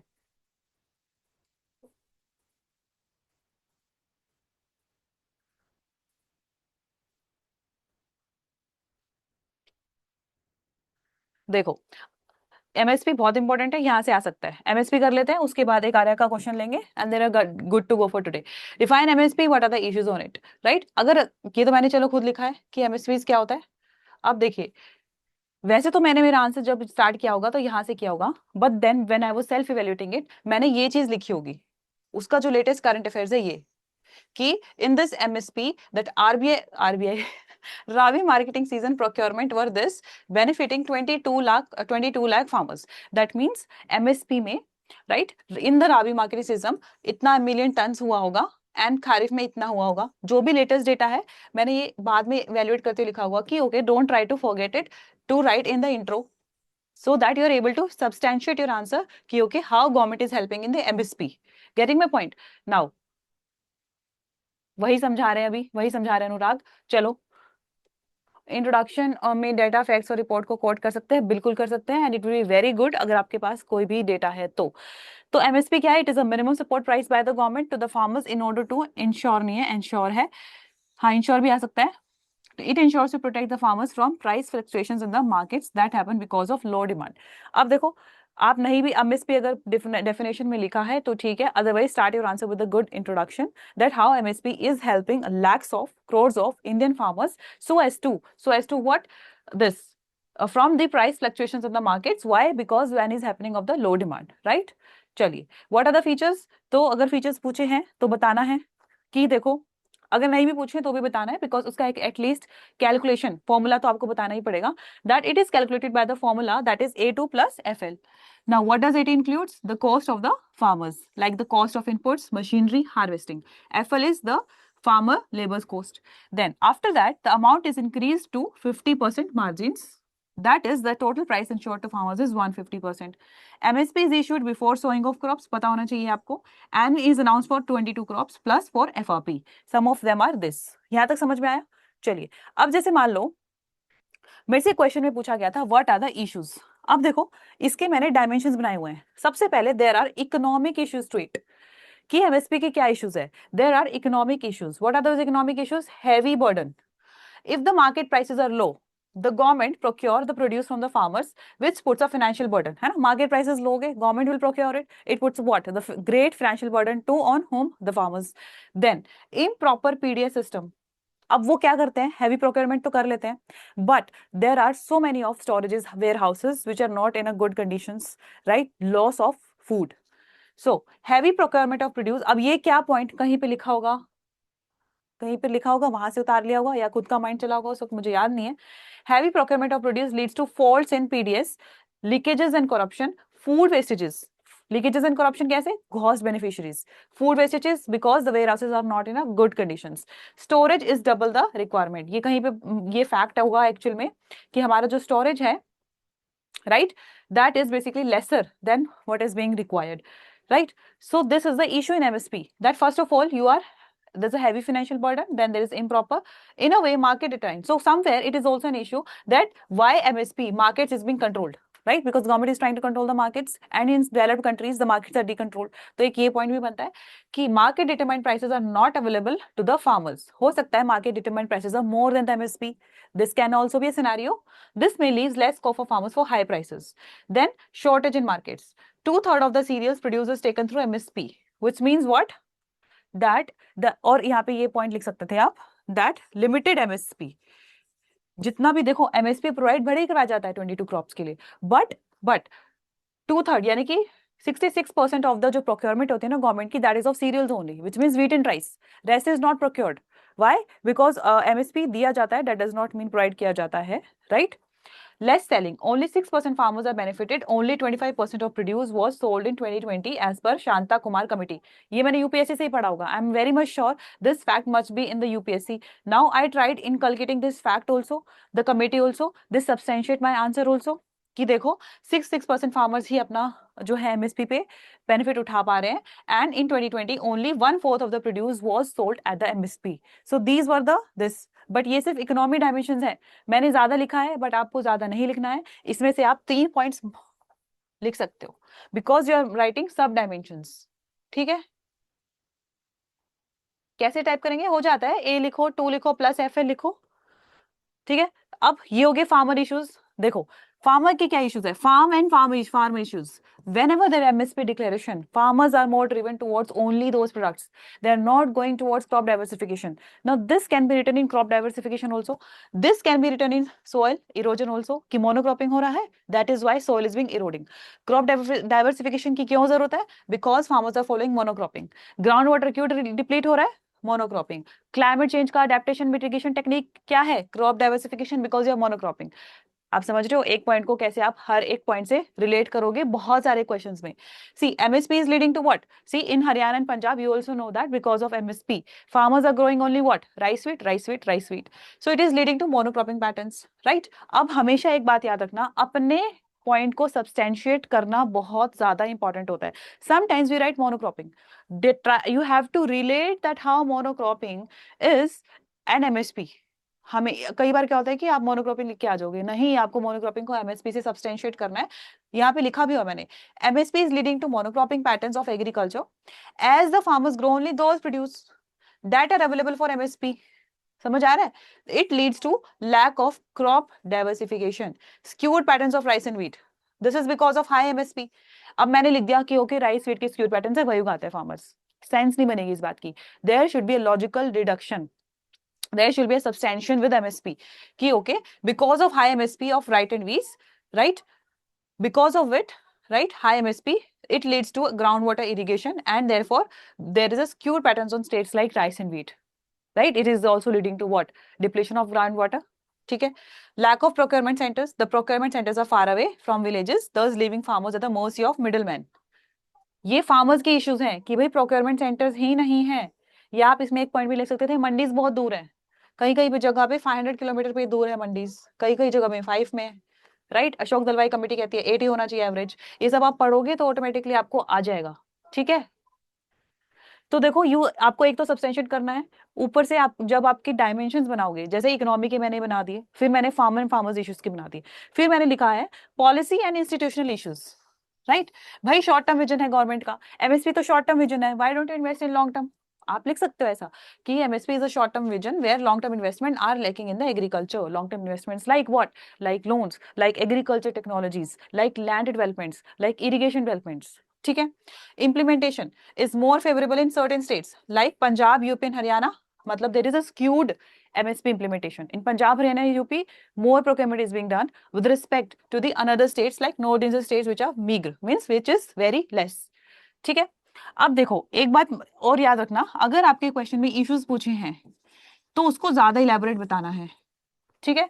अगर आपके क्वेश्चन में सॉल्यूशंस पूछा है और इश्यूज नहीं पूछे हैं और आपको लेट्स से इश्यूज बताना है, then write pointers, don't write dimensions, सब डायमेंशंस. जैसे मैंने यहाँ पे बनाए हैं, इकोनॉमी के 2 पॉइंट्स, 3 पॉइंट्स, फार्मर्स के 2 पॉइंट्स, इंस्टीट्यूशनल के 2 पॉइंट्स, ऐसे करके 6-7 पॉइंट्स बन जाते हैं. ठीक है. समझ आ रहा है मैं क्या पूछ रही हूँ, क्या बता रही हूँ? इश्यूज पूछा है तो उसके डायमेंशंस बनाओ. वे फॉरवर्ड पूछा है या सॉल्यूशंस पे ज्यादा स्ट्रेस किया है एग्जामिनर ने तो उसकी डायमेंशंस बनाओ.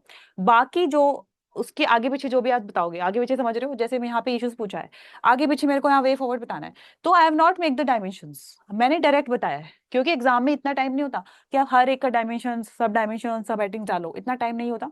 जो पूछा गया है ट्राई टू उस कंटेंट को आप अगर अच्छे से ऑर्गेनाइज कर दोगे विद टाइम तो वो बहुत सुंदर लगता है और अच्छे मार्क्स भी देता है आपको. नाउ अगर मान लो कोई इंसान यहाँ पे टोटल 5 पॉइंट्स लिखता है, नो डाउट आपको मार्क्स मिल जाएंगे. यहाँ पे हो सकता है यू हैव एज थोड़ा सा. समझ आ रहा है कि नहीं? ज्यादा लंबी क्लास होगी, भागेंगे सब लोग, सो गए?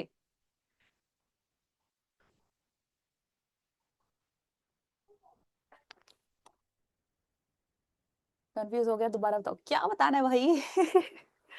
ठीक है. पहले मैं एक बार इसको कंप्लीट कर देती हूँ. वे फॉरवर्ड देखो, जो जो आपके इश्यूज है वहीं से वे फॉरवर्ड उठाएंगे. लॉन्ग टर्म इन्वेस्टमेंट्स होना चाहिए. MSP should be seen as a supporting mechanism, right? It should be seen as a supporting mechanism. Rather effort should be made in long term projects like food processing chains, better markets, decreasing post-harvest losses, and warehousing facilities. Ceiling on procurement in each state. कि भाई एक state को, ठीक है, एक state को ज्यादा benefit मिल रहा है, बाकी स्टेट्स को मिल नहीं रहा. So what if we have a ceiling, right, in procurement in each state so that every state is able to take benefit. Crop diversity. Before MSP produce, besides, farmers should be encouraged for other horticulture products that has larger scope. Then village procurement centers so that farmers are efforts will be made at village level so that states can pick the now अभी क्या हो रहा है कि farmer procurement centers दूर है so states can pick the produce the nearby comprehensive MSP means that also excludes see in our MSP what is happening जो owned lands है right हमारे जो खुद की जमीन हमारे नाम है उसका प्राइस नहीं ऐड कर रहे उसका जो क्या बोलते हैं किराया लीज वो हम ऐड नहीं करते हैं तो ये कहीं से पॉइंट पढ़ा होगा मैंने कि in that comprehensive MSP you should include the rent of your owned land also ठीक है exclude own lands and labour cost that shall be included जैसे अगर मान लो ठीक है ओन लैंड्स का नहीं समझ में आ गया होगा ठीक है अब देखो यहाँ पे गवर्नमेंट स्कीम्स ठीक है यहाँ पे गवर्नमेंट स्कीम्स भी आप कहीं ना कहीं वैसे देखो ये एक एमएसपी से था यहाँ की कोई गवर्नमेंट स्कीम यहाँ पे आप क्या लिख सकते थे ज्यादा से ज्यादा नहीं इसमें गवर्नमेंट स्कीम्स का स्कोप नहीं है अगर मान लो गवर्नमेंट स्कीम्स बहुत सारी होती लेट्स से पोस्ट हार्वेस्ट में बहुत सारी होती है तो आप वे फॉरवर्ड में वो गवर्नमेंट स्कीम्स लिखोगे ठीक है अभी दोबारा एक क्वेश्चन आया एक बार मैं उसको एड्रेस कर देती हूँ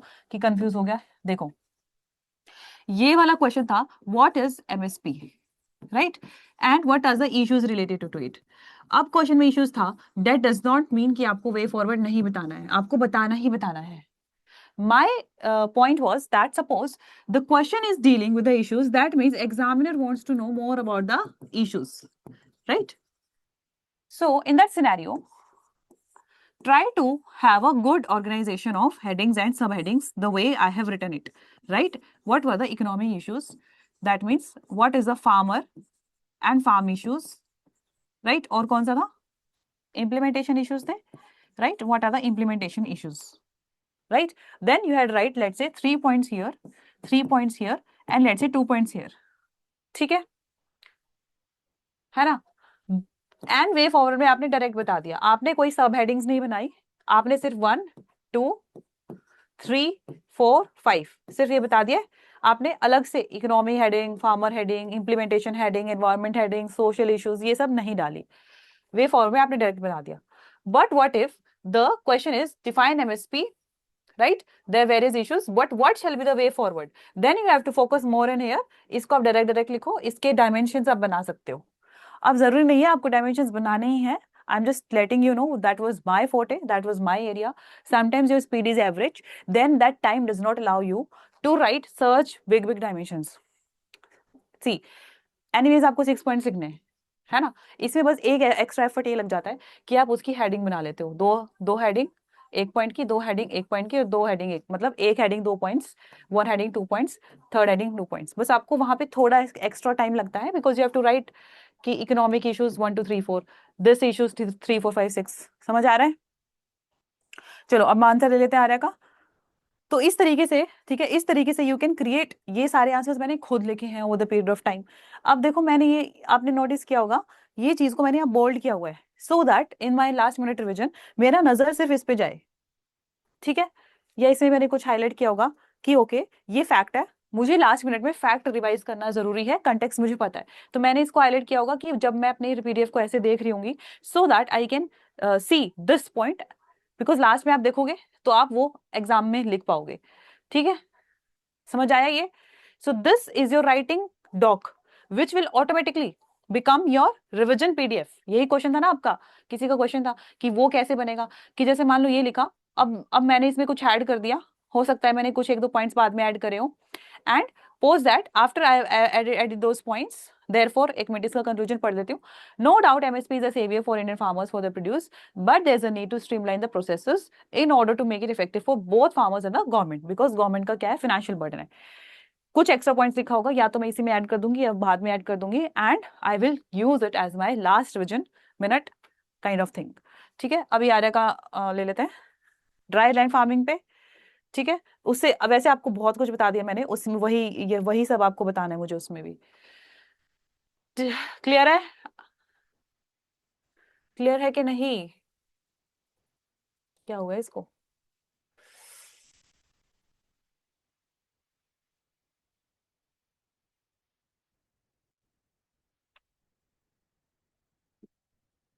कैसा लग रहा है सेशन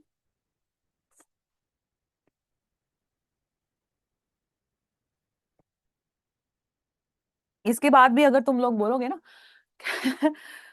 इसका मतलब पता है क्या होगा इसका मतलब ये होगा कि आप बस सुन रहे हैं आप प्रैक्टिस नहीं कर रहे हैं you are just listening to it but you are not acting to it ठीक है, तो एक्ट करना अब इंपॉर्टेंट है इतना सब बताने के बाद, क्योंकि मुझे किसी ने नहीं बताया था। I created all these techniques, जितना भी सब कुछ बताया हुआ है, I created all of that. मुझे no one guided for me, no one guided me for descriptive. ठीक है, so this is the question, discuss the impact of climate change on drylands, right? The question was कि why we are not able to practice at dryland agriculture? Why? Because there is some sort of impact of climate change. And what shall be the strategies so that you can improve the productivity of dryland agriculture? Right? अब इसमें दो questions बन सकते थे. What is dryland agriculture? What are the issues in it? And way forward. But now the question have been related to climate change. That because of climate change, you are not able to practice what? Dryland farming. क्या issues है? And what shall be the way forward? ठीक है? हाँ, जो YouTube पे आपको दिए हुए हैं 20 मोर देन 20 थीम्स हैं, वो करने हैं, राइट? चलिए देखो, सबसे पहले यहाँ पे बताया गया है, देखो इसमें बहुत सारी चीजें हैं जो dryland agriculture refers to the practice of agriculture which is practised. See, अब ये सारी चीजें ना मैटर करती है। I know whenever you are writing it on keyboard,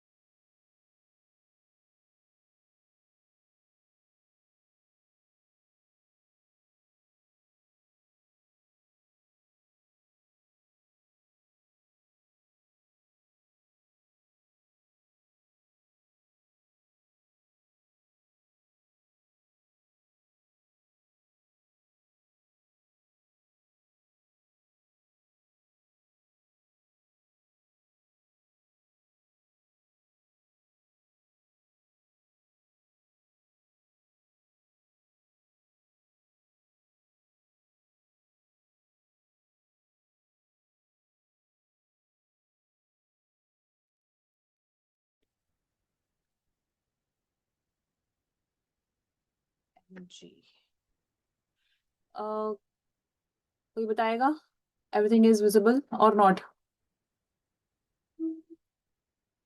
है ना? विजिबल है? रुको, मैं विजिबल नहीं हूँ अभी, क्योंकि मैं अभी, एक सेकेंड,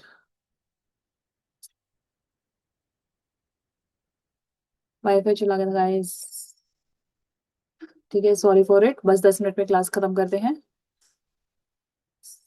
ओके, माइक तो ले लेती हूँ साथ में, ठीक है।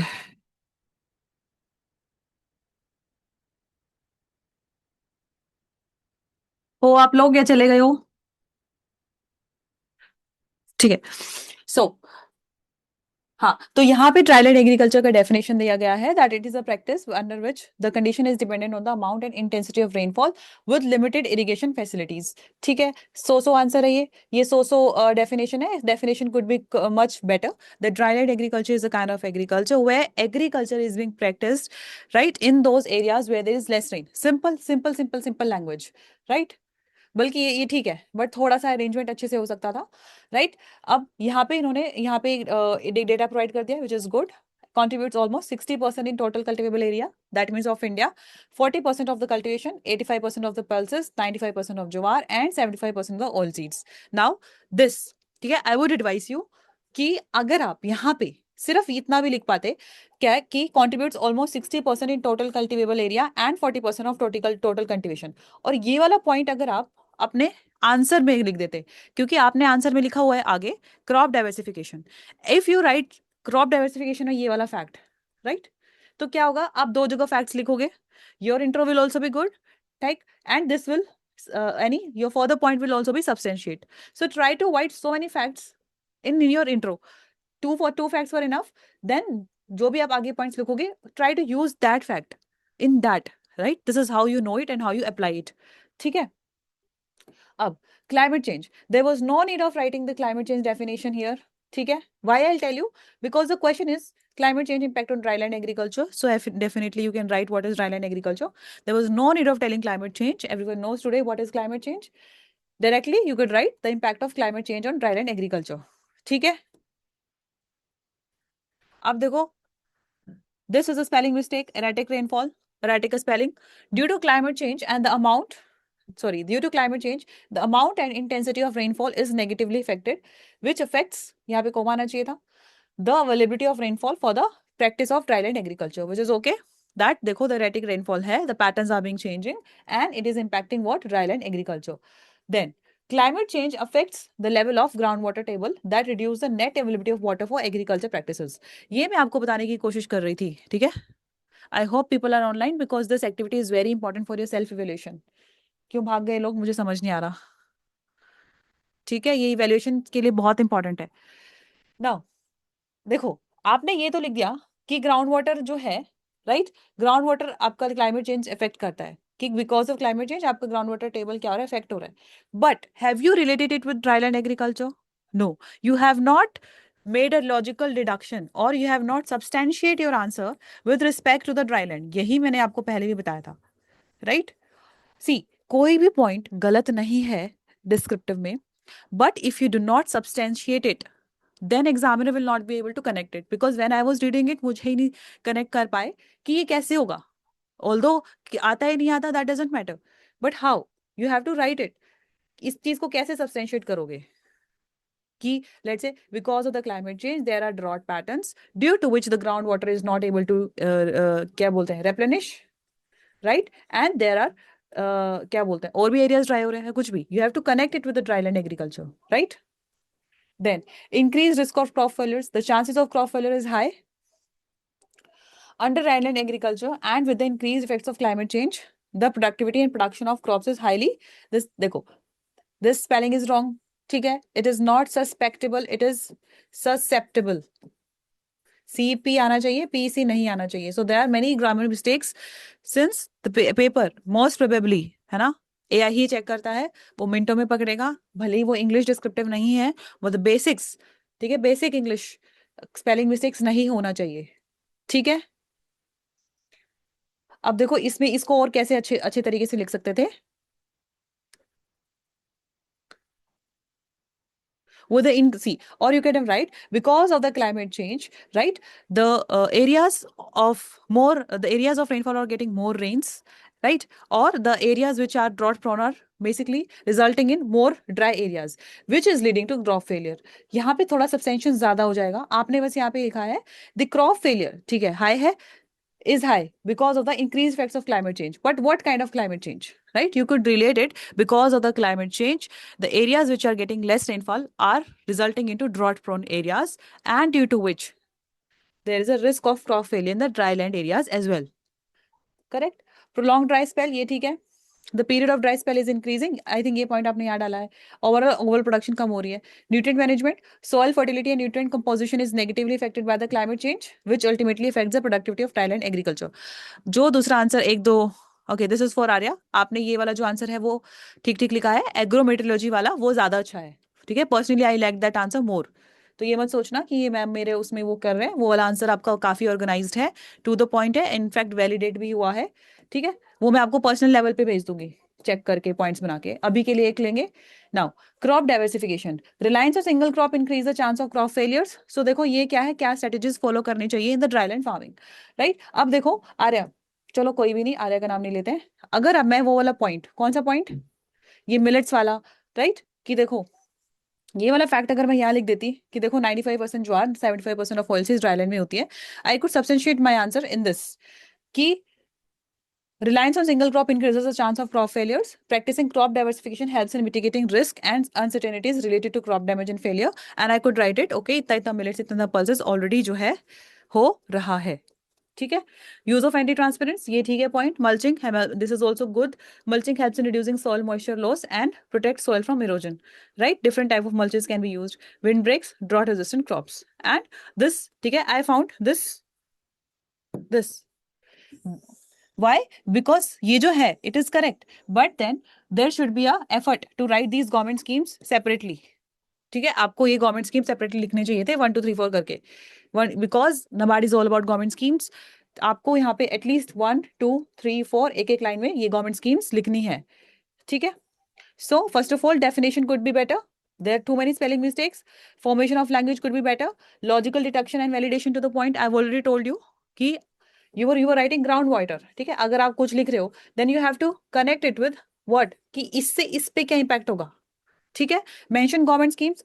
Intro could be short and conclusion में suppose if you mention government scheme separately automatically conclusion will be short. ठीक है. Then I went to my own PDF. एक second हाँ.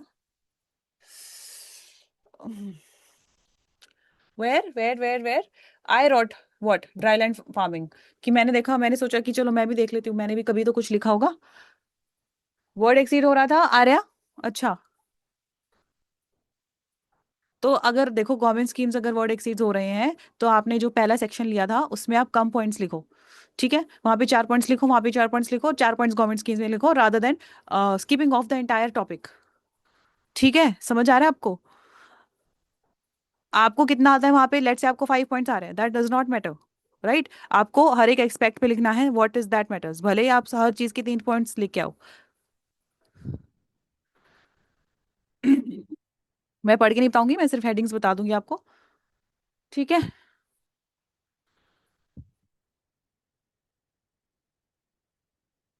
अब मिलेगा नहीं.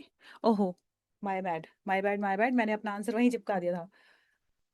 एक सेकेंड. आपके आंसर के बाद ही मैंने अपना आंसर जो है वो डाल दिया था, सो दैट मुझे पीडीएफ में ढूंढना ना पड़े.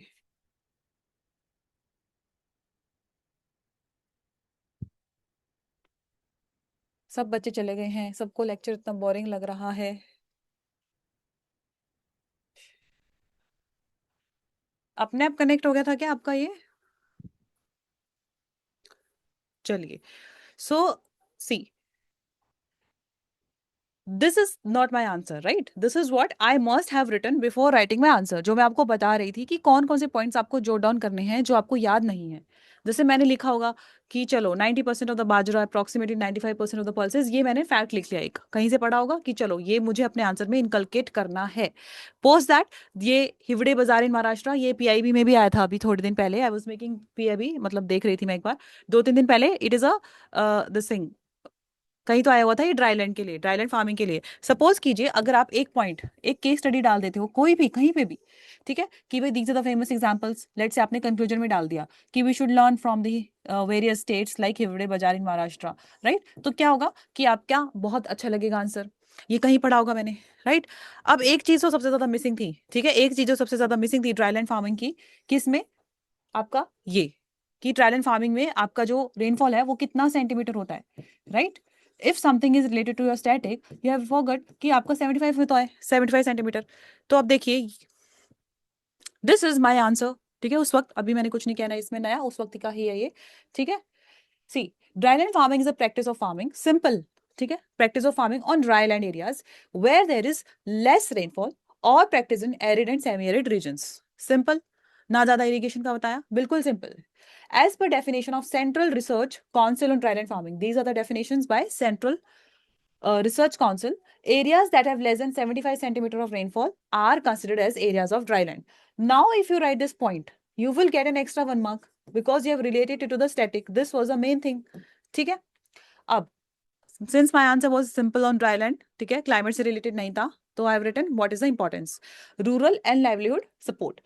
कि भाई देखो एग्रीकल्चर जो है 50% है, 50% हमारे यहाँ पे इरिगेशन है, and now their work for 60% of livelihood. अब देखो मैंने यहाँ पे इसको रिलेट कर दिया कि 60% of life stock is practice in arid and semi arid areas. right? And dryland farming supports 40% of the rural workforce, which means I'm telling the importance of dryland farming, that it's supporting 40% of the rural livelihood, and 60% of livestock is there in these areas. Therefore, it helps in what? Nutritional security and incomes. Food security. As per economic survey, more than 95% of the millets, आप समझ रहे हो वो वाला जो fact आपने intro में लिखा था, you could write and substantiate your answer that more than 95% of the millets, pulses and oilseeds are produced on dry lands, due to which we can say that it contributes to the food security also and exports. Simple simple लिखा है, एक एक line लिखनी है, एक point में max to max 2 lines. Dryland farming helps in mitigating and adapting to climate change outcomes, right? See, if there is a climate change like droughts, like heat waves, like erratic rainfall, so but if I adapt dryland farming, so it helps them in climate adaptation, right? Why? Because it encourages soil and water conservation, sustainable methods of farming. So ये क्या हो गया, आपके importance हो गए. ठीक है, methods क्या हो गए? Soil and water conservation. अब मैंने यहाँ पे 3 ही पॉइंट डाले हैं, इसका मतलब ये नहीं कि मुझे और आता नहीं है, बट इतना आप एग्जाम में लिख नहीं सकते हो. Methods of dryland farming, soil and water conservation, ठीक है, आप वो कीजिए. ये पॉइंट्स आपने सही लिखे हैं. Crop diversification, cropping patterns. अब देखो, आपने वाले लिखा था mulching, like some shelter belts, उसको आप वो कर दीजिए, मर्ज कर दीजिए, और आपका एक पॉइंट बनेगा, that is soil and water conservation. फिर आप उसमें लिखिए क्या, समझ रहे हो? Contour bunding, watershed management, mulching, zero tillage. So instead of writing mulching separately, or कुछ तो आपने लिखा था, you can write soil and water conservation. That looks more good and clean. उसमें आप डाल दो क्या, कि देखो कॉन्टर बंडिंग है, मल्चिंग है, जीरो टेलेज है. Crop diversification, dryland encourages crop diversification methods, right? Not only helps in mitigating the impacts of monoculture but helps in soil fertility also. Then cropping patterns, like अब methods बताओ, जितना static पढ़ा है वो सब चीजें डालो. यहाँ पे मैंने स्टैटिक पढ़ा होगा, फिर अगेन यहाँ स्टैटिक लिखा हुआ है, strip cropping, multiple cropping, mix cropping. Then watersheds management, construction of water harvesting structures like micro managements. क्यों? क्योंकि ड्राईलैंड्स में पानी नहीं होता, तो अगर आप वाटरशेड्स मैनेजमेंट करोगे, फार्म पॉइंट्स बनाओगे, what will happen? Supply of water will be there during dry conditions also. अब देखो, ये मैं इसकी बात कर रही थी कि अलग से हमने गवर्नमेंट एफर्ट्स इसमें डाले हैं. एंड अब आप यहाँ पे नोटिस करोगे कि यहाँ पॉइंट्स कम है, यहाँ सबसे ज्यादा है. There are 5 points. 1, right, integrated watersheds management, कि भाई देखो, देयर इज अ पीएम कृषि योजना में they have watershed projects, that is NABARD has a dedicated. और जितना हो सके, ये नबार्ड का एग्जाम है, स्कीम्स में नबार्ड की कोई भी स्कीम, नबार्ड का कोई भी फंड, नबार्ड का कोई भी एक्स्ट्रा एफर्ट अगर आपको पता है, try to inculcate in your way forward, right? Try to inculcate that in your way forward. ठीक है, जैसे यहाँ पे मैंने लिखा है micro irrigation scheme, so NABARD has a micro irrigation fund separately. I have to mention NABARD, right? This scheme encourages water efficiencies like per drop more crop, and NABARD has established a separate fund of 5,000 crore. ये नहीं भी लिखोगे तो भी चलेगा, उस वक्त याद है तो. Where it refinances micro irrigation projects, है ना? आपने यहाँ भी NABARD का डाल दिया, आपने यहाँ भी NABARD का डाल दिया. Then NMSA, that means nation for agriculture, which will help in what? Climate adaptations, राष्ट्रीय कृषि विकास योजना. ठीक है, मान लो मेरे पास इसमें टाइम नहीं है, मैंने जब यहाँ से लिखा होगा नहीं होगा, मैंने इसका सब हेडिंग नहीं, वो नहीं एलाबोरेट नहीं किया होगा. कोशिश करना है, लिखना है, नहीं लिख पा रहे हो लास्ट में तो it's okay. ICR and central research institute for dryland farming, we have a separate research institute for dryland farming that is focusing on research activities of drought and heat tolerant varieties. अब देखो, ये देखो conclusion, dryland farming holds it importance in soil conservation, food security. अब देखो conclusion का मतलब क्या होता है, कंक्लूजन का मतलब क्या होता है? Whatever you have written, I have written benefits, ठीक है, it holds its important in soil conservation, food security, farmer incomes and climate mitigation, है ना? Then the government shall expand its efforts in its implementation of the existing schemes. हमें उसको negative नहीं बोलना है कि गवर्नमेंट को ये करना है, गवर्नमेंट ये नहीं करे, no. Shall expand its efforts, although there are various existing schemes by way of subsidies and agriculture extension methods. Can you see the difference in this answer? I have mentioned more schemes. I have mentioned NABARD, right? जहां पे मुझे लगा कि यहाँ पे मुझे fact लेना चाहिए, राइट? कंसोलिडेशन हुआ है, अलग अलग पॉइंट्स नहीं लिखा है, सोल एंड वाटर कंजर्वेशन का अलग अलग लिखा है. Then I mention static portions like strip cropping क्या होता है, मल्टीपल क्रॉपिंग क्या होता है, ठीक है. उसके बाद जहां पे मुझे लगा फैक्ट लिखने चाहिए कि फूड सिक्योरिटी में देखो 95% ऑफ मिलेट्स ये है, तो it helps in exports, I have related with the exports also, ठीक है. Now dryland farming also helps in climate mitigation and adaptation also. And in definition I have mentioned this 75 centimeter which was very very important, right? That is your a good holistic answer. good नहीं बोलूंगी, नहीं तो बोलेंगे ma'am अपनी बड़ाई कर रही है, बट बहुत सारी चीजें जो आपको ये विद प्रैक्टिस आ जाएगी, राइट? ये विद प्रैक्टिस ही होगा, आप कितना भी सुन लो नहीं होगा. ठीक है, एग्रोमेट्रोलॉजी वाला आंसर आपका अच्छा था आर्या, ठीक है, वो आपको पीडीएफ फिर से प्रोवाइड कर देंगे, और ये पीडीएफ मैंने आप वाले पीडीएफ में ही अटैच किया हुआ है। अब देखो मेरे को कुछ अच्छा लिखना कुछ लगा होगा कहीं से, तो मैंने कॉपी पेस्ट कर दिया कि चलो एग्जाम में क्या पता ये लिख पाऊं। Strengthening dryland farming through convergence of technologies finance is essential, NABARD is also financing it and all. ठीक है, हेडिंग बना के आंसर लिखे थे गवर्नमेंट एफर्ट्स, लिखे, हाँ जी हाँ जी, हेडिंग बना के लिखना है, ठीक है। और इट्स इंपॉर्टेंट, ठीक है, government efforts government schemes is really important. हर एक टॉपिक के 4 गवर्नमेंट स्कीम्स तो आप रट लो कैसे भी। एंड अब आप पूछ रहे थे ना मेरे से, मैम गवर्नमेंट स्कीम्स कितना बताना है, आप खुद बताइए, क्या मैंने ये बताया कि वाटरशेड्स में कितना सब्सिडी मिलता है? नहीं, मैंने सिर्फ इतना बताया कि ये क्या होता है, नबार्ड का क्या इफेक्ट है। क्या मैंने इसमें बताया माइक्रो इरिगेशन? हाँ, बस पर क्रॉप मोर क्रॉप बताया, नबार्ड का इफेक्ट है। मिशन ऑन सस्टेनेबल एग्रीकल्चर क्या है? I have not tell the objective बहुत ज्यादा डिटेल में। That is how you are suppose to tell it, ठीक है, that is how you are suppose to tell it, ठीक है। I think that was more much much much holistic session. बहुत सारे बच्चे जो है वो चले भी गए हैं because of that connection issue, है ना। और क्या बताना था मुझे, ठीक है, हमारा आंसर इवेल्युएट हो गया। तो इस तरीके से आप, ठीक है, इसको एक 2-4 आपको आंसर्स दे देंगे, उस तरीके से आपको सेल्फ इवेल्युएट करना है, चैट जीपीटी यूज करना है, जो भी आपको बताया उस तरीके से सेल्फ इवेल्युएट करो, आंसर्स लिखो।